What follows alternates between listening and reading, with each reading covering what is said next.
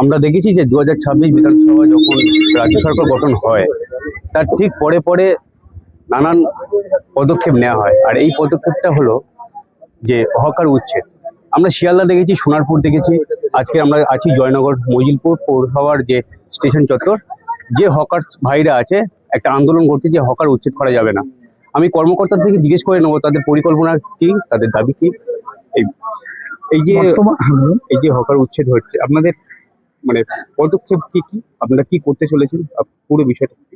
এই রাজ্য সরকার ক্ষমতায় আসার পরে আমরা দেখছি বিশেষ করে স্টেশনগুলোতে বস্তিবাসীদের উপরে ব্যাপক উচ্ছেদ অভিযান তারা চালাচ্ছে। এই উচ্ছেদ অভিযানকে আমরা তীব্র ভাষায় নিন্দা করছি এবং আমরা মনে করছি এটা একটা গভীর ষড়যন্ত্র। কারণ এই দুই সরকারই চায়, এরা দুই সরকারেই বৃহৎ পুঁজির প্রতিনিধি। তারা এই সমস্ত, আমরা আশঙ্কা করছি এই সমস্ত জায়গায় তারা জনগণের অসুবিধা হচ্ছে এই অজুহাত তুলে তারা বৃহৎ পুঁজি এখানে অনুপ্রবেশ ঘটাবে। তারা এখানে গরিব মানুষদের উচ্ছেদ করে বড় বড় মালিকদের তারা লিজ দেবে, এই ষড়যন্ত্রের দিকে তারা এগোচ্ছে।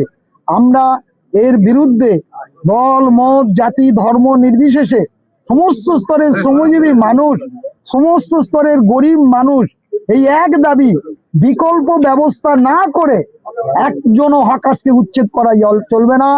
প্রয়োজনে এই জায়গায় অনুমোদনের ভিত্তিতে হকার্স কর্নার বৃহত্তর পরিকল্পনার ভিত্তিতে স্থাপন করতে হবে।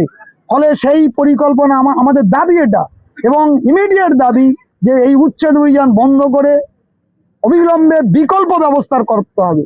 বিকল্প ব্যবস্থা না করা পর্যন্ত কেন্দ্রীয় সরকারের একটা আইন আছে, লাইভলিহুড প্রোটেকশন, এই আইন অনুযায়ী গরিব মানুষদের বিকল্প ব্যবস্থা করে তবে এই উচ্ছেদ অভিযান চালাতে হবে। এই যে বাজারটা ছিল, এই বাজার থেকে কি সাধারণ মানুষের উপকৃত পেতেন?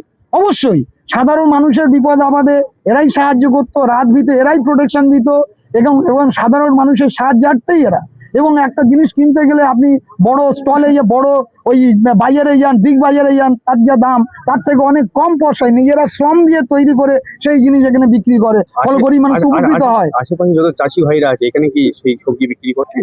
আছেন, বিক্রি করেন। কত পরিমাণটা? এখানে তো প্রায় 1200 1400 মতো দোকানদার আছে, নানান ভাবে তারা বিক্রি করে এবং সাধারণ মানুষকে সাহায্য করে। এটা যেহেতু বিকল্প কোনো